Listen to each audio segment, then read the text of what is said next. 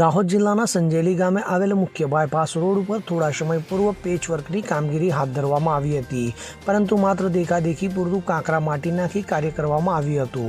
કાંકરી ડામર નાખવાની જગ્યાએ માટીથી પુરાણ કરાયું હતું, જેના કારણે વરસાદી પાણીએ તંત્રની પોલ ખોલી નાખી હતી, જેના કારણે અનેક નાના મોટા મસમોટા ખાડાઓ પડી જવાના કારણે વાહન ચાલકોને પારાવાર મુશ્કેલી વેઠવાનો વારો પડ્યો છે. તો મહત્વની બાબત એ છે કે આ બાયપાસ પરથી બસ સ્ટેશન તરફ માર્ગ પર જોડાયેલો છે, જેના કારણે બસ સહિત નાના મોટા હજારો વાહનોની અવરજવર કરતો મુખ્ય બાયપાસ રોડ આવેલ છે. ત્યાં ખાડાઓના કારણે વાહન ચાલકો સહિત રાહદારીઓને અનેક યાતનાઓ વેઠવી પડે છે. તો તંત્ર દ્વારા પુનઃ મુખ્ય નાની સંજેલી બાયપાસ જાલોદ દાહોદને જોડતા રોડની મરામત કરવામાં આવે તેવી માંગ ઉઠવા પામી છે. Bureau report CN24 news. હવે જુઓ દેશ દુનિયાની તમામ ખબરો તમારી આંગળીના ટેરવે.